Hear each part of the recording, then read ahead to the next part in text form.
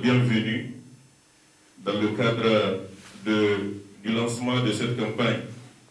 de plaidoyer pour l'intégration des jeunes et des enfants en mobilité dans les programmes de développement économique, social et culturel dans les communes de Bamako, de Sikasso et de Koutiala. S'agissant de nos ateliers qui nous réunissent, il faut rappeler, Monsieur le ministre, chers participants, que le Mali connaît une mobilité croissante des jeunes et des enfants, motivés par des raisons économiques, sociales ou sécuritaires. Et ces mouvements, bien qu'ils soient porteurs d'espoir, exposent ces jeunes à des risques importants, entre autres la marginalisation, l'exploitation, le manque d'accès à l'éducation et également à la protection. Les programmes de développement économique, social et culturel constituent des outils de planification locale et ces derniers offrent une opportunité unique pour intégrer les besoins spécifiques des jeunes et des enfants en mobilité dans les politiques locales. Ces ateliers, Monsieur le ministre, sont organisés dans ce contexte pour renforcer les capacités des collectivités à répondre de manière adaptée et proactive aux défis posés par ces mobilités. Helvetas et ses partenaires, à travers le projet Enfants et jeunes sur les routes migratoires en Afrique de l'Ouest et du Nord, a mis en place des dispositifs d'accompagnement protecteur pour les enfants et les jeunes en mobilité dans certaines zones du Mali, notamment le district de Bamako, Kouré Malé, Sikasso, Zégoua et Remakono. Ces dispositifs sont animés pour la plupart par des services techniques de l'État,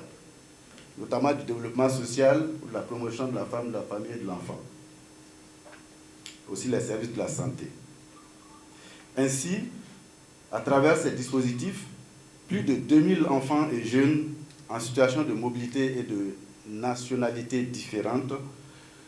ont été accompagnés, formés et insérés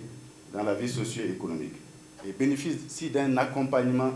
des activités génératrices de revenus qui permettent de renaître l'espoir au niveau de ces jeunes et peut-être réduire ainsi leur ambition d'aller plus loin en dehors du pays alors qu'il y a des opportunités à recevoir, des opportunités à saisir là où nous sommes. Et donc nous encourageons ces formations actuellement de la jeunesse sur les métiers porteurs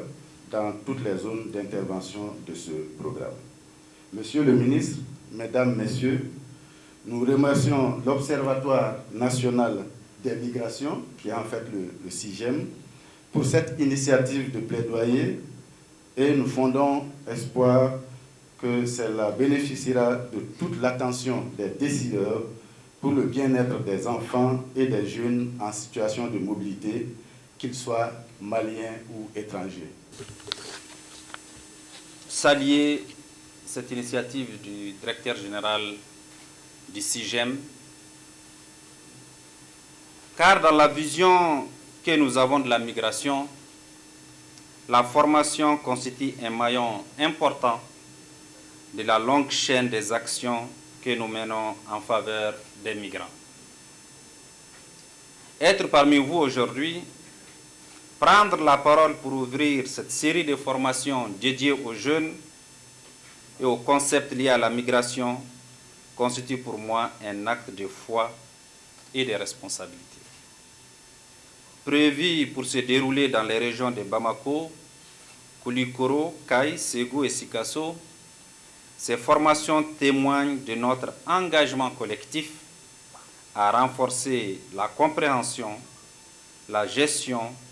et les opportunités liées à ces phénomènes complexes mais porteurs d'espoir. C'est le lieu pour moi de remercier chaleureusement notre partenaire, Helvetas, grâce à son soutien sans faille et à sa vision qui m'a été rapportée par les DG du CIGEM. Je voudrais encourager les DG du CIGEM à persévérer dans la dynamique qu'il a engagé depuis son arrivée à la tête de ces services importants, qui peut-être n'était pas connu de tous, mais je remarque que depuis un certain temps, depuis son arrivée, il fait des efforts pour aller vers les partenaires, à chercher des partenaires, à les avoir et à faire avancer les choses. À ce titre-là, je salue la présence de l'ambassadeur du Maroc, parce que, comme vous le savez, le Maroc est champion. Sa Majesté le roi du Maroc est champion sur les questions migratoires, et j'encourage vivement le CIGEM à approfondir les échanges et à travailler sur les voyages d'études, les échanges, parce que je sais que le Maroc est doté d'un observatoire très pointu sur ces questions.